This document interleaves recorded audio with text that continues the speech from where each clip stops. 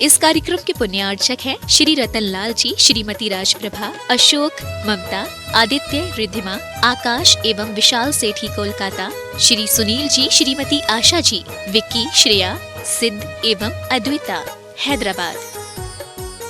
माता पिता श्रीमान रूपचंद जी, कमला जैन, दिनेश जैन, रेखा जैन, दिवेश जैन, दिशा जैन, गंगवाल परिवार, प्रवासी मुंबई, निवासी Beawar. Creations bag, school bag, college bag, air bag, trolley bag, file bag एवं सभी प्रकार के बैग्स के निर्माता, specialist in complimentary bags, Pankaj Kumar Jain, Dharavi, Mumbai.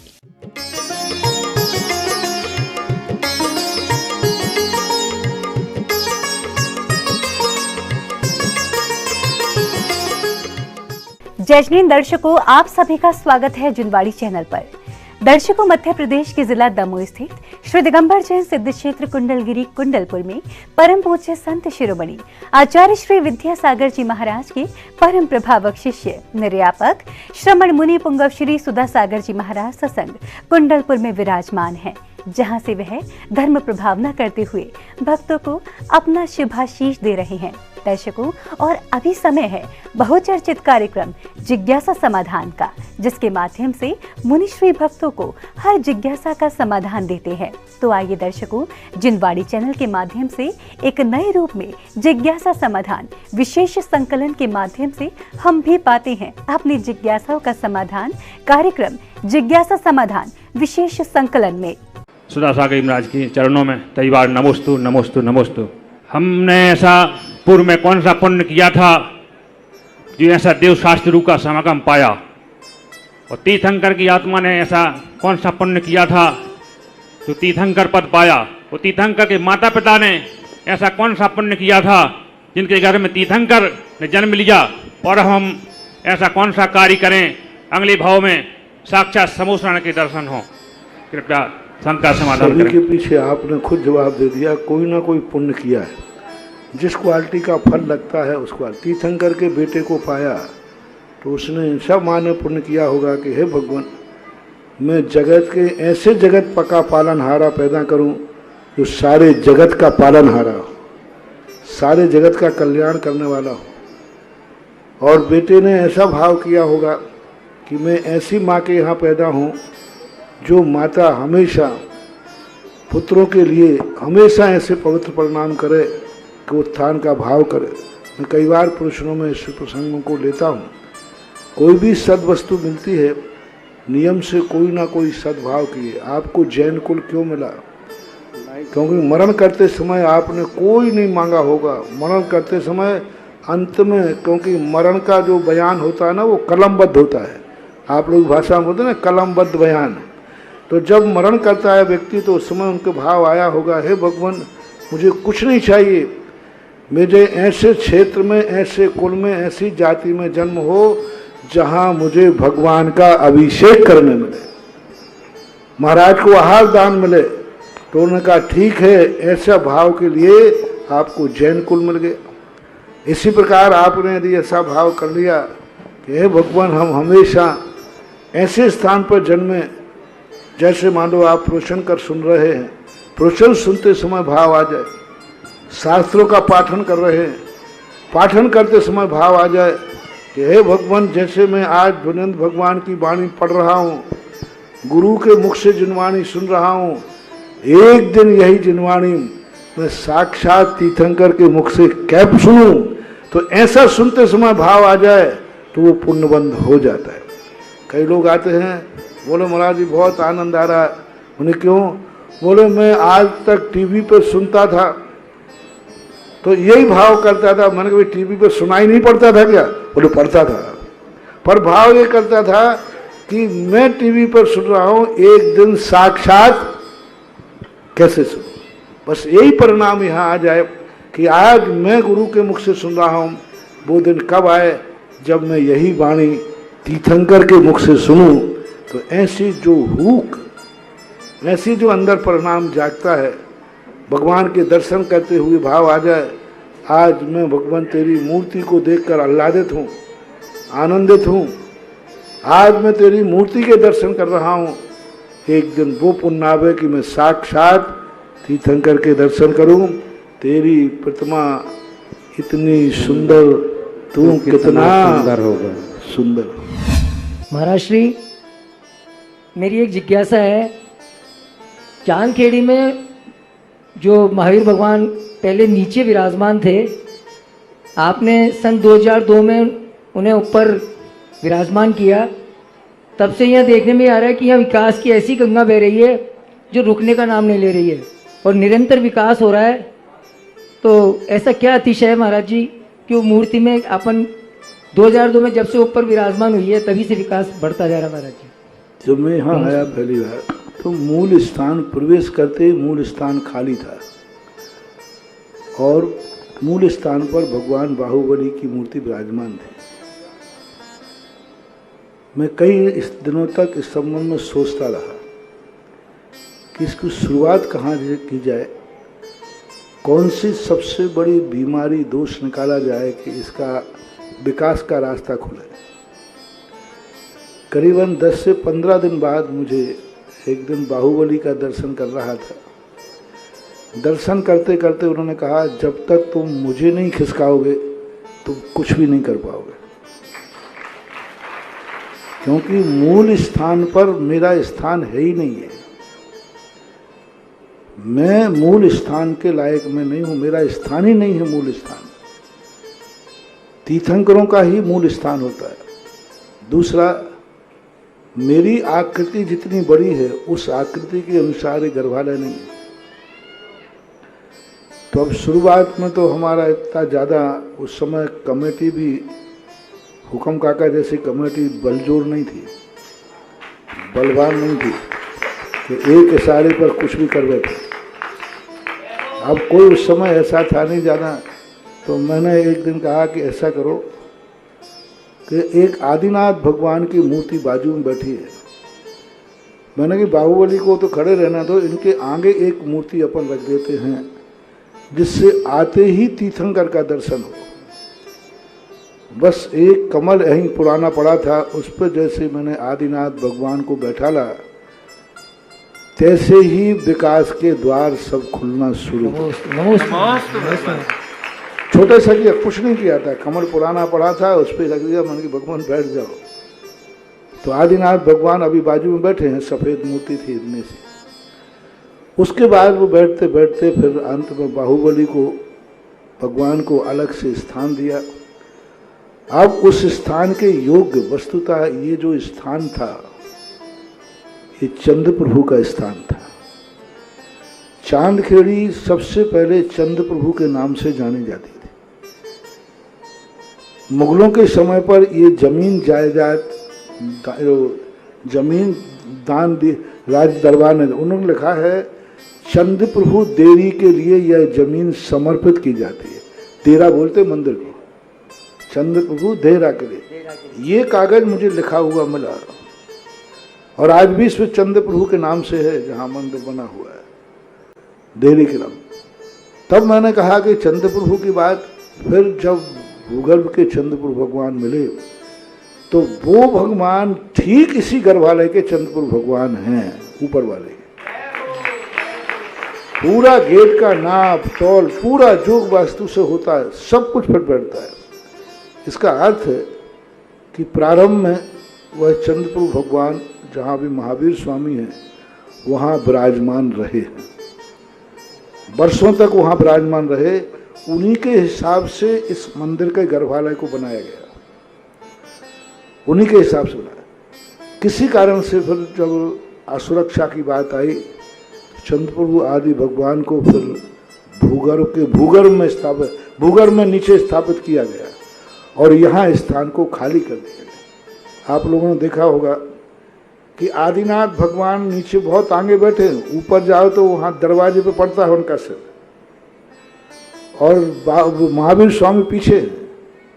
पर वही रहस्य का विषय है कि पीछे खाली है और भगवान आदिनाथ आगे है। शिखर पीछे वाली मूर्ति पे बनी, आगे वाली मूर्ति पे आदिनाथ भगवान के ऊपर कोई शिखर ही नहीं थी। बाहुबली जहाँ थे वहाँ पर शिखर थी, जहाँ भी महावीर स्वामी। उन्हीं रहस्यों से हम बड़े रहस्य तक पहुँचे थे। तो कुछ ऐसी है, महावीर स्वामी को फिर एक स्थान पर अग्निकोण में बैठे हुए थे, उनको ऊपर लाए। ऊपर कैसे लाए आप खुद मूर्ति को देखना और चारों तरफ के दरवाजे देखना। अब कैसे लाए थे ये मेरा ही जी जानता है। और कैसे आए भगवान ऊपर, कल्पना करें जीना, पहले जीना कैसे थे, कितने छोटे थे, कैसे आए, क्या आए। और लेकिन जब से हुआ तब से चांदखेड़ी का रूप अपने आप में निखर रहा है, क्योंकि अब प्रवेश करते ही सबसे पहले हमें महावीर स्वामी का दर्शन होता है। नमोस्तु महाराज। नमोस्तु महाराज श्री जी। महाराज जी, हमें अपनी कर्म निर्जा के लिए क्या करना चाहिए, और निर्जा कम किसकी होती है और ज़्यादा किसकी होती है? निर्जरा का सबसे बड़े परिणाम है कि अपने मन वचन काया की प्रवृत्ति, जो योगन की चपलाई, ताते हुए आश्रव भाई, आश्रव दुखकार निवेरे, बुद्धिवंत तिने निवेरे आदि ऐसा शब्द कहा। तो मन वचन काया को जितना अपन रोकते जाएंगे, अपनी इच्छाओं पर जितना विराम लगाते जाएंगे, उतना ही संबर और संबर होगा, तो निर्जरा तो होगी होगी। सबसे बड़ा है कि हमारी इच्छाएं कितनी सीमित हो पा रही। इच्छा निरोधो तपः और तपसा निर्जराश्य। अपने परिणामों को जितना अपन करें, आज की जिंदगी मिली है तो हम आज तक ही सीमित रखें, कल का कल देखा जाएगा। रात भर की जिंदगी मिली तो हम रात भर सीमित रहें, कल का कल देखा जाएगा। तो हम ऐसी स्थितियों में यदि अपने परिणामों को जितना सीमित करते जाएंगे, उतना ही हम निर्जरा से बचते जाएंगे। और इसी क्रम में किसकी कम अधिक निर्जरा है, उसका क्रम भी यही है। अविरत सम्यक दृष्टि जितना छोड़ता है उसका है। देशवृत्ति जितनी इच्छाएं छोड़ देते उतनी निर्जरा है। महावृत्ति जितनी छोड़ देता है उतनी निर्जरा है। तो अपने परिणामों को जितना निर्वृत्ति करता है पर पदार्थों से, उतना ही वो निर्जरा के अभिमुख होता रहता है। सबकी बस बाहर की जो चर्या है, कौन कितना किस कार्यों से निर्वृत्त हुआ है, उसी के आधार पर निर्जरा का निर्धारण पूज्यवर उमा स्वामी महाराज ने किया है। महाराज श्री, जो बाल मरण के बारे में कहा जाता है कि सारे अज्ञानी जीव के मरने के बाद स्वर्गीय लिखा जाता है, और सामान्य मुनि आचार्यों की समाधि के बाद भी स्वर्गीय ही लिखा जाता है। तो महाराज श्री, ये सारे जीव कहाँ जाते हैं, कौन सी जगह जन्म लेते हैं, इसके आगम में कोई कथन मिलता है? जहाँ जीव राशि भावना, इसलिए स्वर्ग लिखा जाता है कि हर व्यक्ति ये भावना भाता है कि व्यक्ति मर कर के अच्छी गति में जाए, लेकिन भावना के अनुसार ही गति हो जाए तो दुर्गति होगी नहीं। कौन जीव कहाँ जाता है, अपने अपने परिणामों के ऊपर आश्रित है। तत्वार सूत्र में हर गति को जाने वाले परिणामों का उल्लेख है। जो जैसा परिणाम करता है वैसी गति को पाता है, लेकिन हमें सदा यही भावना करना चाहिए कि मर कर के स्वर्ग ही गया होगा। महाराज जी, पूजन में जैसे लिखा होता है, फांस तनकसी तन में साले, चाहे लंगोटी की दुख भाले। महाराज जी, इसका क्या मतलब होता है? फांस, छोटी सी फांस पैर में लग जाती है तो व्यक्ति को चलने नहीं देती। इतने बड़े शरीर में छोटा सा कांटा होता है। इसी प्रकार परिग्रह थोड़ा सा भी है तो वह कहीं ना कहीं से हमें संक्लेश कराता है। लंगोटी दिया कि उसकी एक कहानी है कि किसी ने कहा, बाबा जी एक लंगोटी लगाने में कौन सा परिग्रह हो जाएगा। तो कोई कच्चे बाबा जी थे, उनने लगा ली। अब लंगोटी लगाने के बाद उनको रात में चिंता हो गई कि चूहा नहीं खा जाए, तो उन्होंने बिल्ली को पाल ली। अब बिल्ली म्याऊं म्याऊं करे तो दूध चाहिए था, तो गाय पाल ली।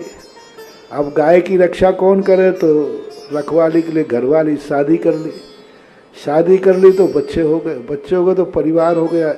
अंत में उन्होंने कहा, कहाँ से शुरू हुई थी कहानी? एक लंगोटी ने पूरी गृहस्थी बसा दी। परिग्रह विग्रह मूल हेतु।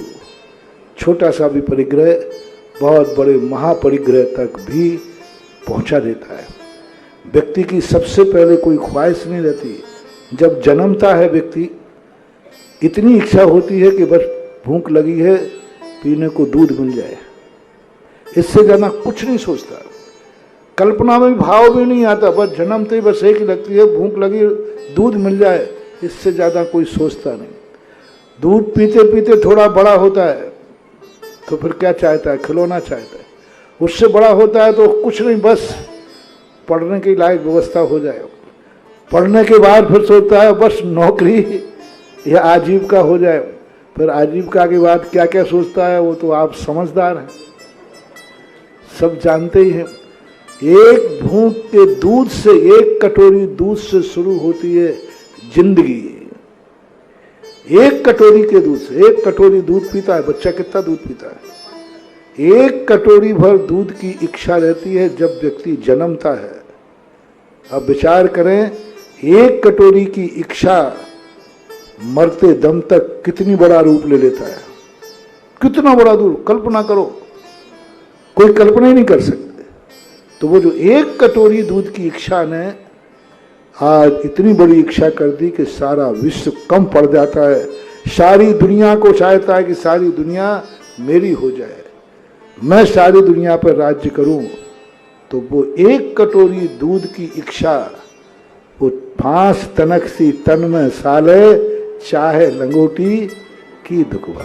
महाराज श्री कहते हैं कि सभी के जीवन में एक गुरु होने चाहिए, और कहा है कि जिसके जीवन में गुरु नहीं उसका जीवन शुरू नहीं। महाराज जी कहते हैं कि अपनी गलतियों का प्रायश्चित हमें अपने गुरु के समक्ष करना चाहिए। लेकिन कई बार होता है कि हम जैसे गुरुओं के दर्शन के लिए जाते हैं, लेकिन अपनी गलतियों का प्रायश्चित करने के लिए उनके समक्ष तक नहीं पहुंच पाते हैं। तो हमें ऐसे में क्या करना चाहिए? प्रायश्चित किस चीज का होता है पहले ये भी देखना चाहिए। घर में दूध लुढ़क गया, बरनी फूट गई, इसकी FIR लिखाने के लिए थाने जाओगे तो हैं? अब महाराज जी वो घर में एक बच्चे ने दूध लुढ़का लिया, बरनी फोड़ दी, तो अब इन सब के लिए FIR नहीं होती। हमारे यहाँ प्रायश्चित शुरू होता है 12 व्रतों से। 12 व्रत लेने के बाद प्रायश्चित की विधि शुरू होती है। और प्रायश्चित जब लिया जाता है, दिया जाता है, जब वो गलती दोबारा ना करो। महाराज जी हम गाड़ी चला रहे थे, एक चूहिया आ गई, प्रायश्चित दे दो, पनी कल से गाड़ी का त्याग है क्या? फिर आ जाओगे, फिर आ जाओगे। इसलिए त्याग जिसका होता है फिर प्रायश्चित की स्थितियाँ बनती हैं। आप लोगों का प्रायश्चित यही है कि अपनी गलती को एहसास करो, आलोचना करो, भविष्य में सावधानी रखो। यही अविरति के लिए कहा गया है, ऐसा मानना चाहिए। गुरुवर, 16 कारण भावनाओं में दर्शन विशुद्धि भावना के लिए मुख्यता क्यों दी गई है? क्योंकि दर्शन का यदि निर्दोषपना नहीं होगा तो सारी भावनाएं निरर्थक हैं। दर्शन का अर्थ होता है जब तक हमारा सच्चा श्रद्धा नहीं हो और उसमें दृढ़ता नहीं हो, मन में यदि अनेक प्रकार संशय, विपर्य और अनद्वेषाय भाव कहलाते, मन ही निर्मल नहीं है तो क्रियाओं से क्या होगा। इसलिए दर्शन विशुद्धि भावना जरूरी है, क्योंकि उसके बिना शेष भावनाएं फलीभूत नहीं होती। महाराज श्री, जब तीर्थंकर भगवंत का विहार होता है तो क्या समोषणम विघटित होता है? हाँ, समोषण जब होता है तो विघटित तो होता है, वो जलूस का रूप ले लेता है। समोषण एक अलग चीज़ है और जलूस अलग चीज़ है। बहुत सारे लोग जलूस वहाँ समोषण से चले भी जाते हैं, लेकिन वही जलूस का रूप लेता है। जैसे विमान जी निकलते हैं ना तो जलूस है, और जब अभिषेक के लिए बैठते हैं तो एक सभा का रूप ले लेता है, ऐसा मानना चाहिए। समोषण वो आकार तो विकसित हो जाता है, वो जलूस के आकार निर्मित हो जाता है। परम पूज्य गुरुदेव, आपके चरण जहाँ जहाँ पड़े हैं सभी क्षेत्रों पर भक्तांबर का विधान का कार्यक्रम संपन्न हो रहा है। और हमारे यहाँ थूमन क्षेत्र में भी आदिनाथ स्वामी बड़े बाबा हैं, और बहुत सारे लोगों की ऐसी भावना है कि वहाँ पर भी विधान का कार्य प्रारंभ हो। इस हेतु हमें दिशा निर्देश देना। उन्होंने विधान के लिए आप लोगों से कहा भी था पहले, और भी दोस्तों, कि कम से कम ये असीम कालीन भक्तांबर है, ये जिंदगी में कभी बंद नहीं होना है। इसके लिए आपको पहले आजीवन सदस्य कम से कम 365 सदस्य आपको चाहिए। 365 सदस्य जब चंद्रोदय तीर्थ को बिचौलिया के अंदर इन्होंने कहा था, तब इनको हमने कहा था कि आप इतने सदस्य लाइए। ये लोग लाए। आप लोगों के पास इतने बड़ी अशोकनगर समाज है, थोबन जी में कुछ भी असंभव नहीं है। जय हो, जय हो। बाहर की जरूरत ही नहीं है। अशोकनगर में कितने घर हैं? 2000 घर हैं। उनमें से चाहिए कितने? 365 चाहिए। यानी कितने हो गए? 1/4 भी से भी कम हो गए। तो सब यदि ठान लें, सब लोग विचार करें, क्योंकि ये घटना देखो कितनी बड़ी, ये सब चीज़ों की एक के बाद एक जुड़ते जाते। आज चंद्रोदय तीर्थ क्षेत्र का विकास तुम देख रहे हो, जहाँ 5000 रुपया बोलना बहुत बड़ी बात कहलाती थी, आज 500 कलश भी यूँ बोल जाते। एक दिन जिनोदय तीर्थ, दर्शनोदय तीर्थ क्षेत्र में भी ऐसा ही होगा। जय हो प्रभु, जय हो। लेकिन पहले तुम लोग अपनी देखो, पहले सीधी बात है, दुकान में पूंजी लगाओ, बाद में ग्राहक की मुनाफा कमाओ। तो पहले तुम लोग सदस्य तो बनाओ, कम से कम 365 सदस्य बना लो। बहुत बड़ी चीज है ये भक्तांबर। जो ये लोग कहते थे कि तीर्थ तो बन रहे हैं, वहाँ अभिषेक नौकर करते हैं, पुजारी करते हैं, वो भी भार मान के करते हैं। मंदिरों में अभिषेक पूजन करने वाले नहीं हैं। मैं इन कहने वालों के लिए मुंह बंद करना चाहता हूँ कि तीर्थ क्षेत्र वो नहीं है जहाँ अभिषेक नहीं हो रहे हैं, पूजा नहीं हो रहे। तीर्थ क्षेत्र वो है भारत के जहाँ पूजा तो छोड़ो, प्रतिदिन विधान हो रहे हैं। विधान हो रहे हैं, प्रतिदिन विधान हो रहे हैं। देखो कहाँ पूजा करने वाले नहीं, पुजारी लगे हैं सर। 90% क्षेत्रों पर पुजारी लगे थे। वहाँ का अभिषेक पूजन कौन करता था? पुजारी। सब राजस्थान का यही हाल थे, कोई नहीं करना, सब पुजारी करते थे।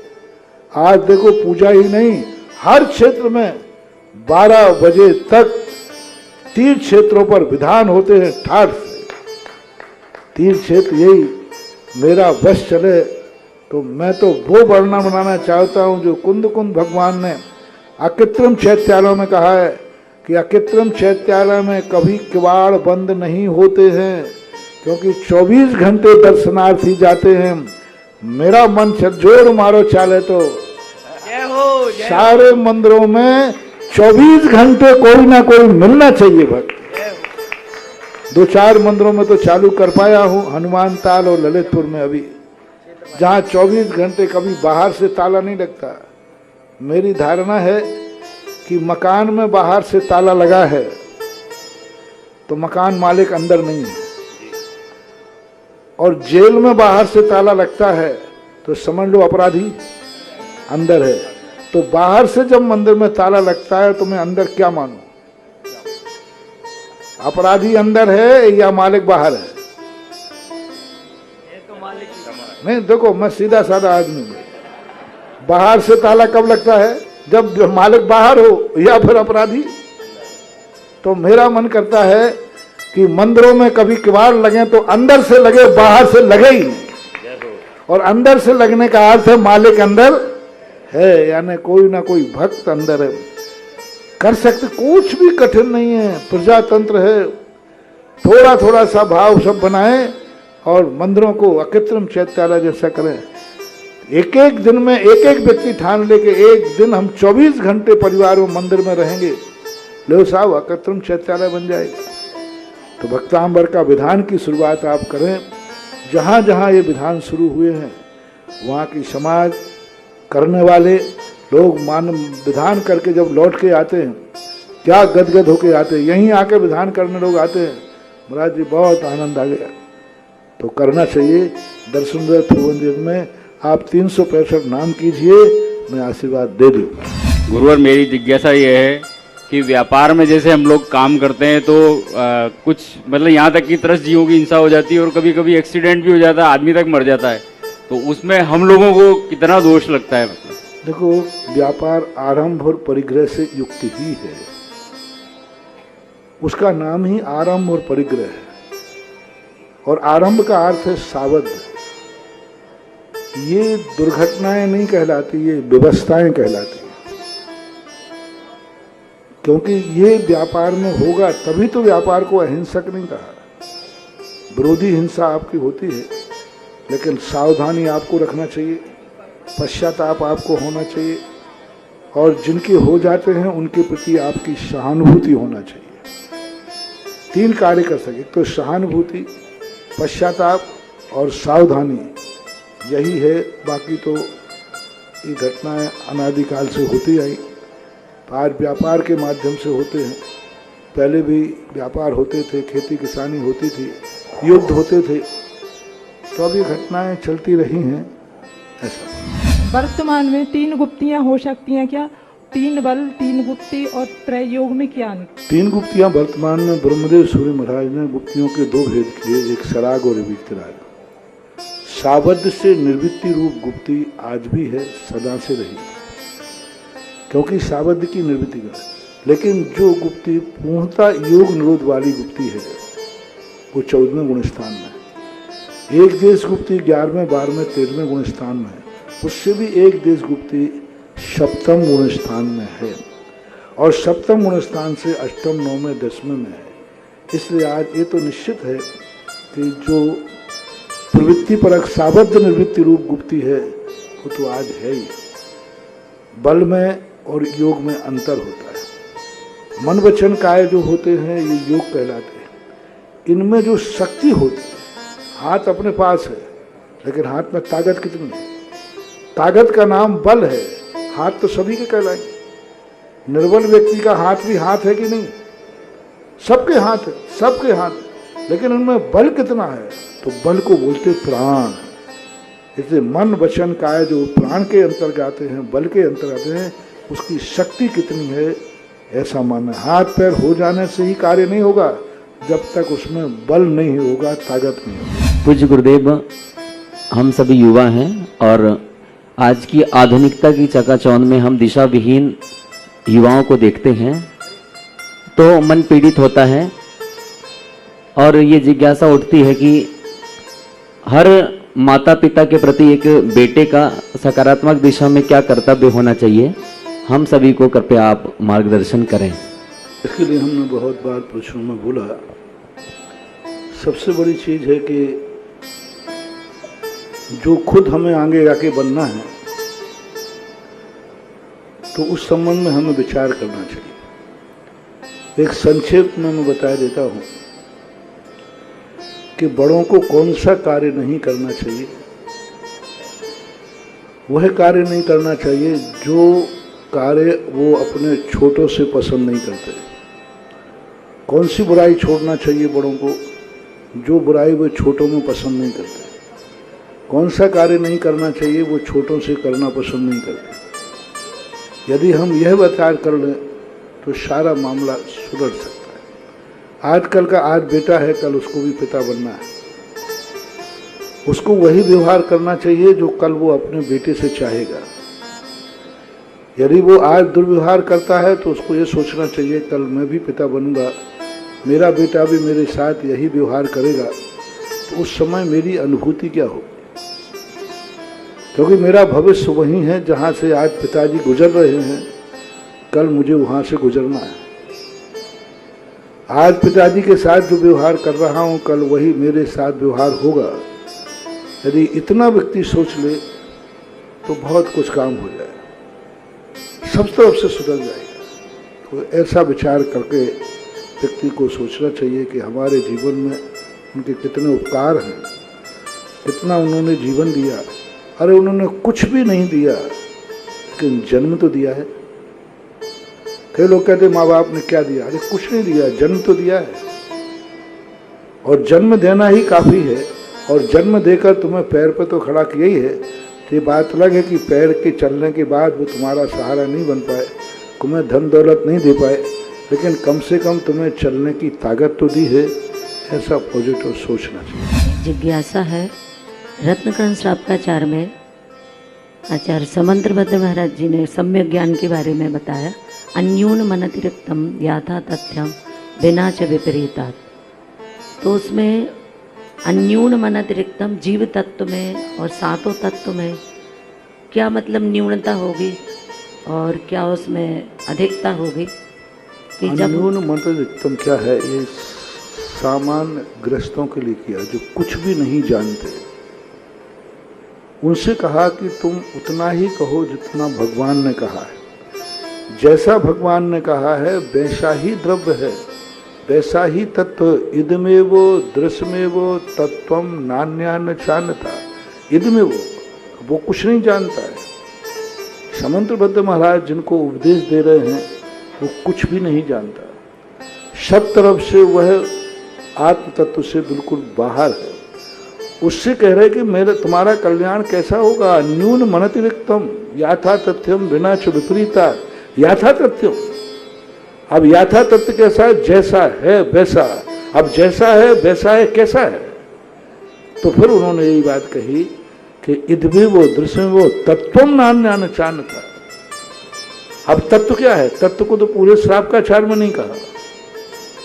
बड़ी गजब की बात है।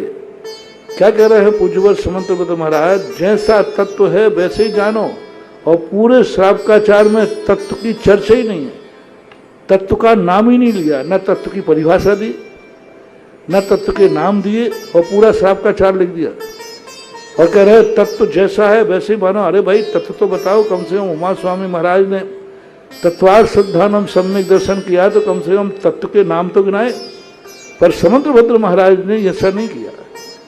तो इतनी बड़ी दुविधा में इधमें वो लगा दिया। ऐसा ही है, कैसा है? कोई सर्वनाम लगता है तो उसके पहले नाम होता है, नाम पहले हो बाद में सर्वनाम, लेकिन उन्होंने तो बिना नाम के सर्वनाम लगा दिया। बहुत बड़े रहस्यमय बात थी। उन्होंने कहा तत्व क्या है?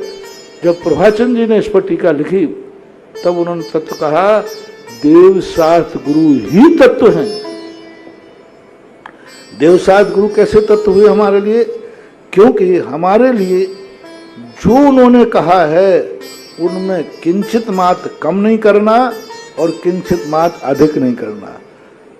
7 तत्वों से 8 तत्व होते हैं, ये अतिरिक्त नहीं करना। 6 तत्व होते हैं, अतिरिक्त मत करना। जैसा भगवान ने कहा है, जैसा भगवान का स्वरूप दिया गया है वैसा ही मानना, इसका नाम है तत्व। इसका नाम है वहाँ इदमें वो दृश्य में वो।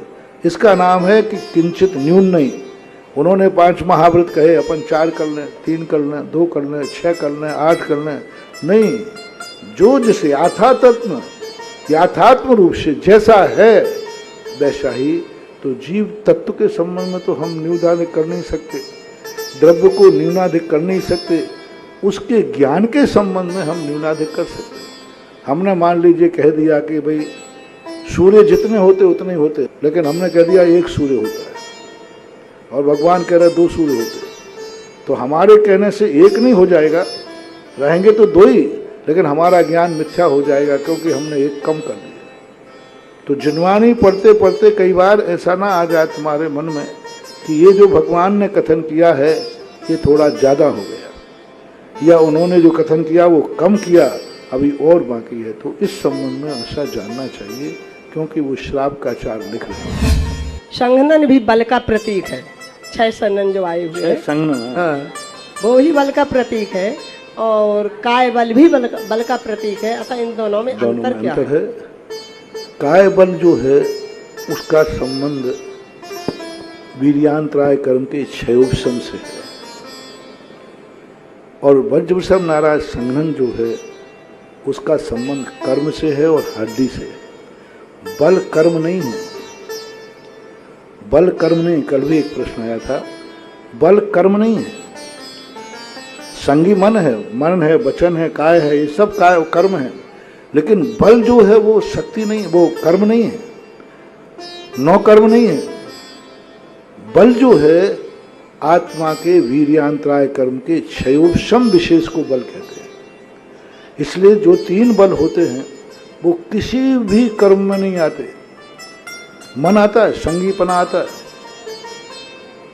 शरीर आएगा, काय आएगा, औदारिक शरीर आएगा, लेकिन औदारिक शरीर का जो बल है वो नहीं आएगा। अब तुम कहो कि स्थिति अनुभाग बंध को बल कहा जाए, नहीं, शरीर के अंदर जो स्थिति है, अनुभाग बंध है, वो बल नहीं है।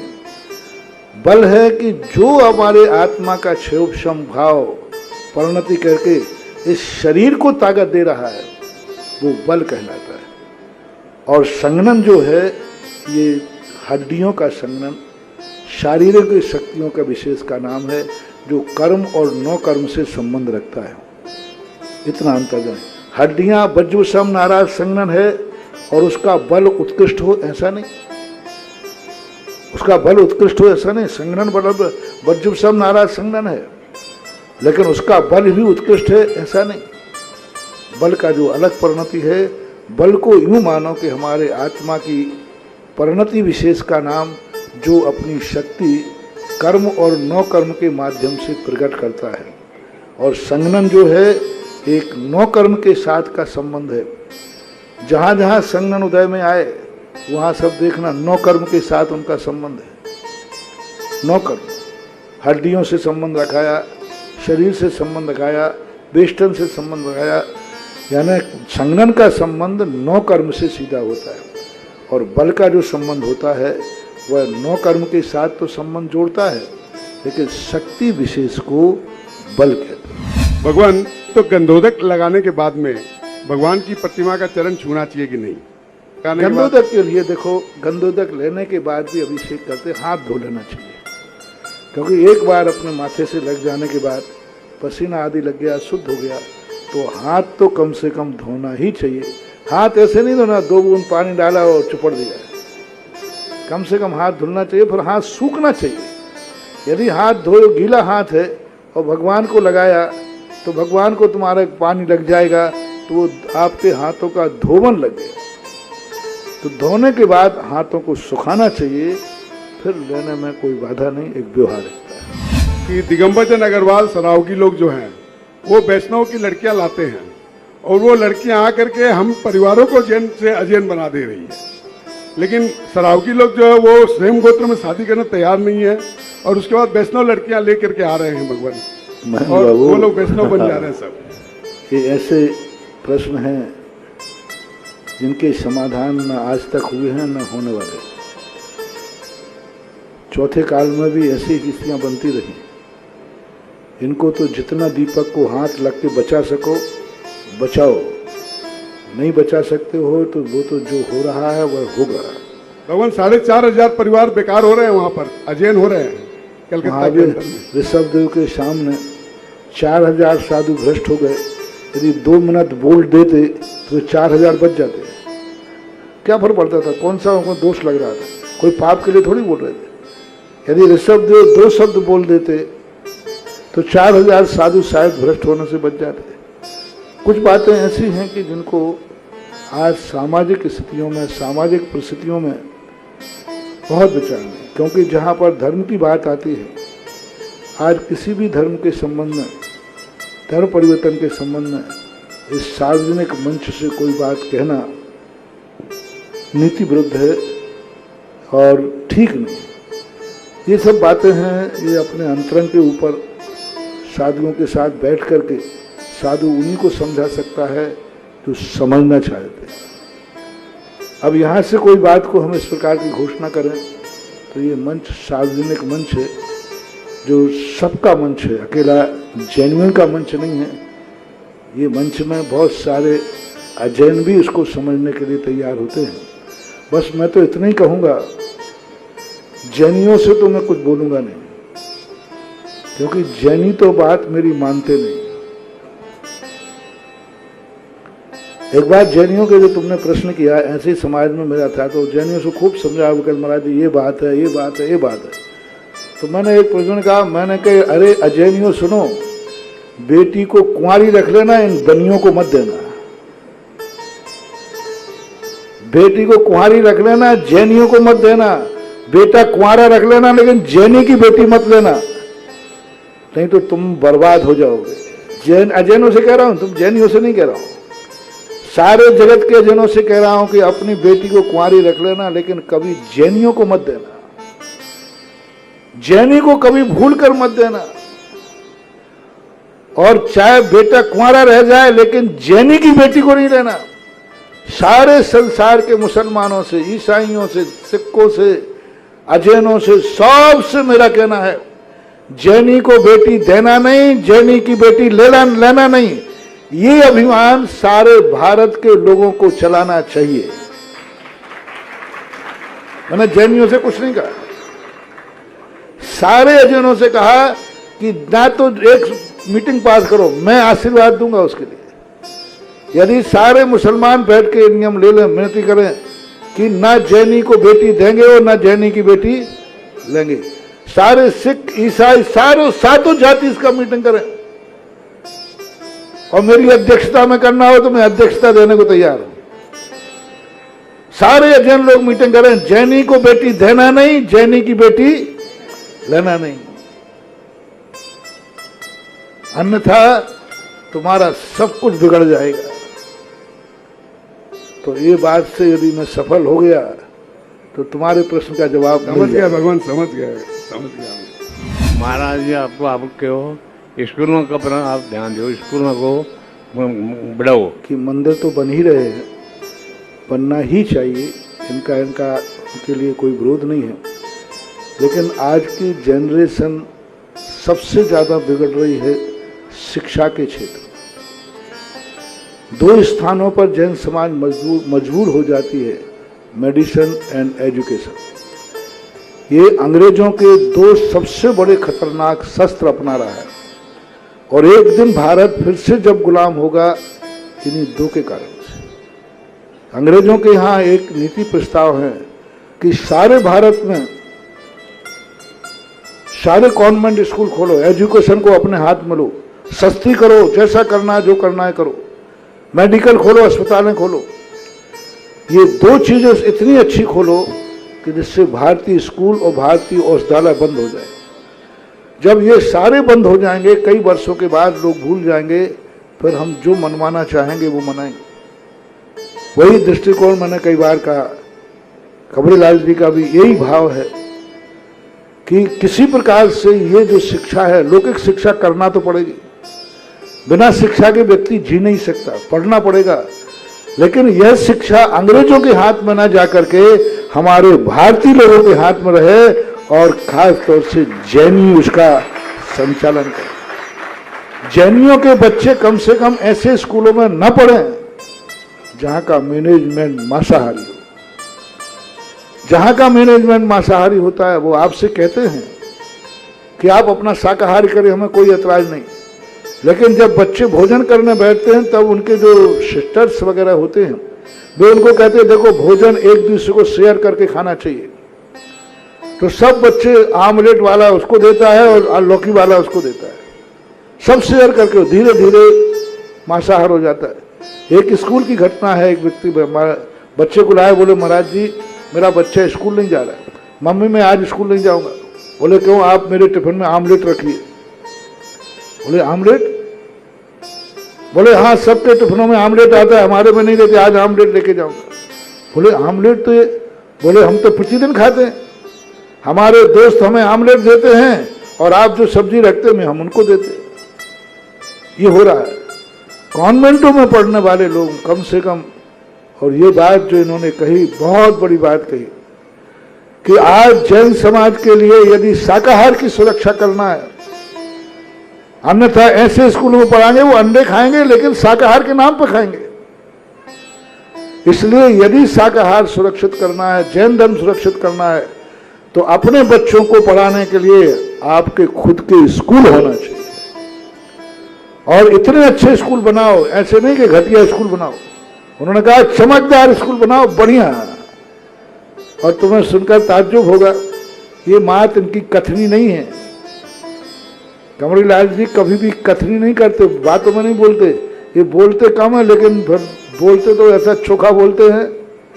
ये कथनी नहीं, इन्होंने अपने बेटों को आदेश दिया है कि जितने जो स्कूल हैं, जो शाकाहार जैन स्कूल आदि पढ़ रहे हैं, इनके लिए आप 10 लाख रुपया महीना दीजिए। इन्होंने कहा, अशोक जी ने मुझे बताया कि बाबूजी की ऐसी, भाई साहब की ऐसी बात है, ऐसी भाव, तो कितना बड़ा सोच। स्कूल अच्छे बनाओ, घाटे में। अभी क्वारंटाइन के समय सारे स्कूलों की हालत बिगड़ गई। उस समय इनके मन में एक भाव आया कि नहीं, कहीं ऐसा ना हो जाए कि कोई स्कूल वेतन ना देने के कारण बंद हो जाए। तो उन्होंने कहा नहीं, कोई भी स्कूल क्वारंटाइन में बंद नहीं होना चाहिए। तो देखो आज वृद्ध अवस्था में है, लेकिन सोच कितना आधुनिक है।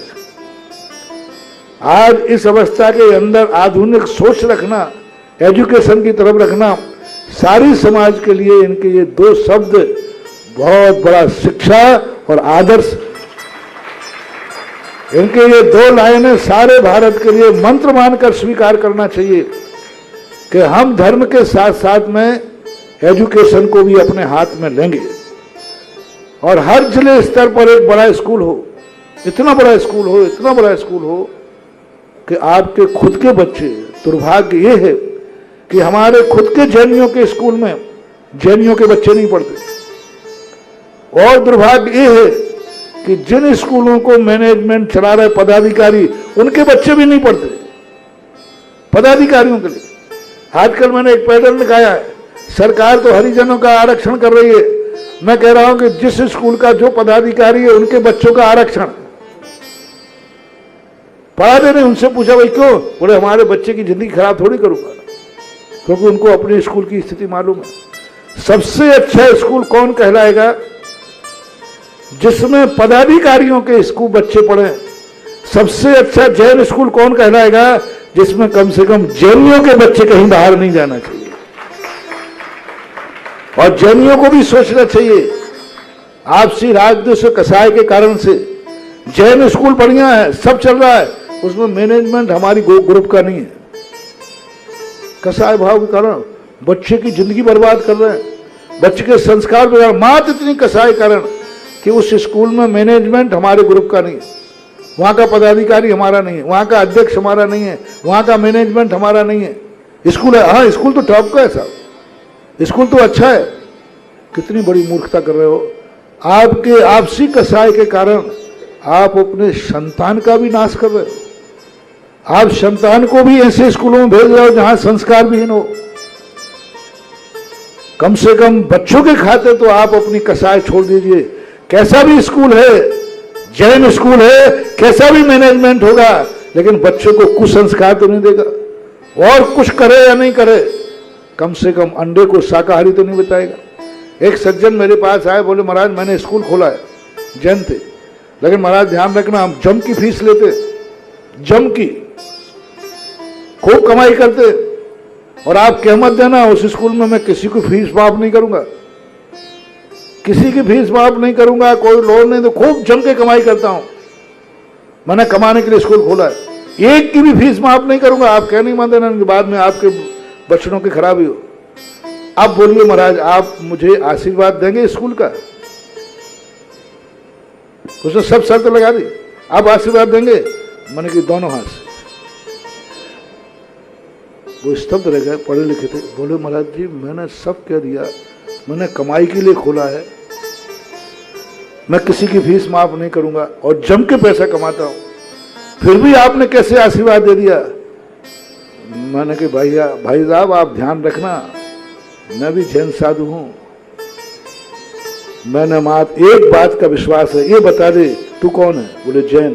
तेरे बाप कौन थे? बोले जैन।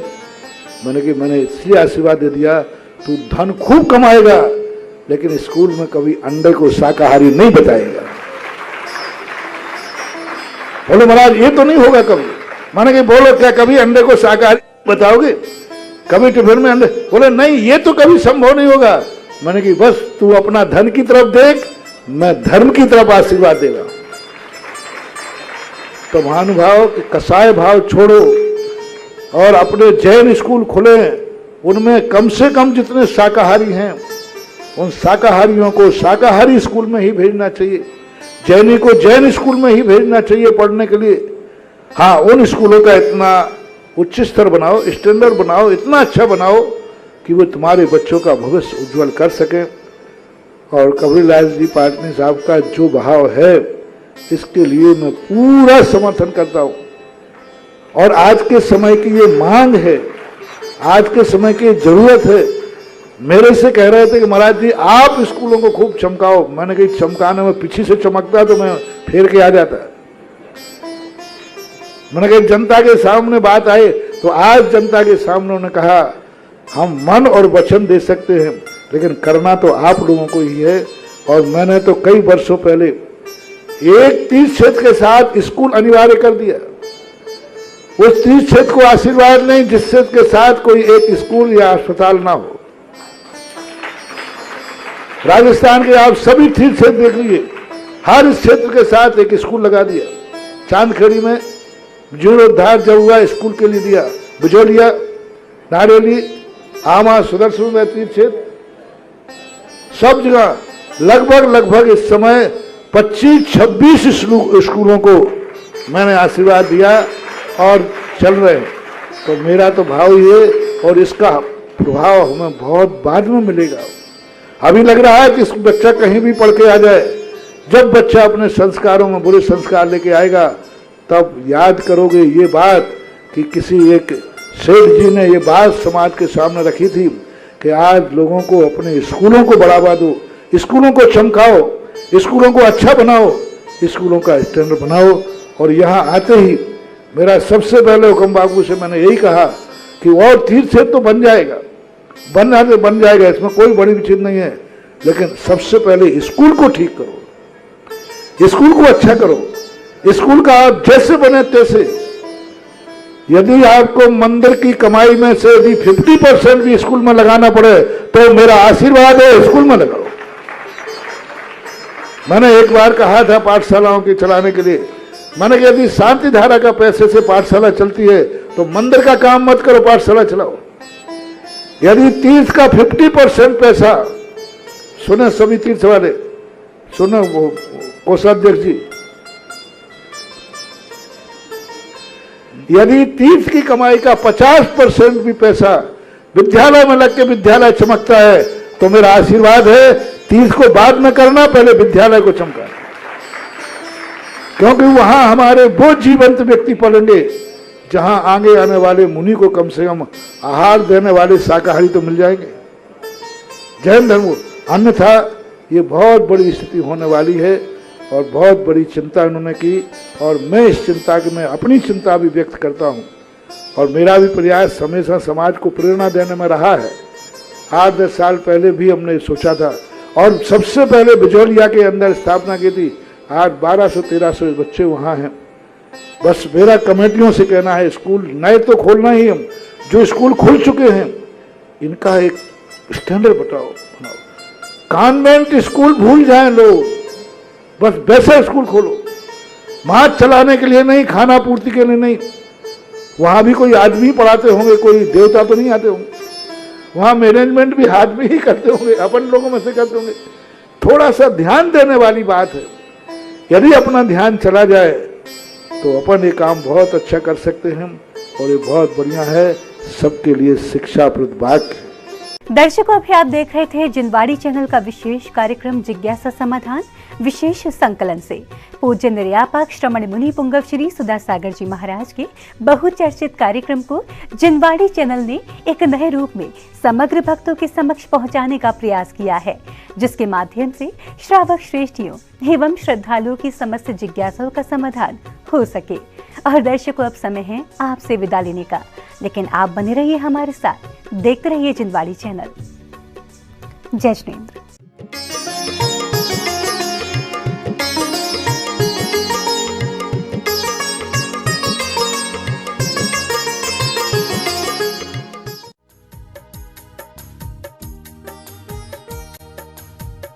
इस कार्यक्रम के पुण्यार्चक थे श्री रतन लाल जी, श्रीमती राजप्रभा, अशोक, ममता, आदित्य, रिद्धिमा, आकाश एवं विशाल सेठी कोलकाता, श्री सुनील जी, श्रीमती आशा जी, विक्की, श्रेया, सिद्ध एवं अद्विता, हैदराबाद। माता पिता श्रीमान रूपचंद जी, कमला जैन,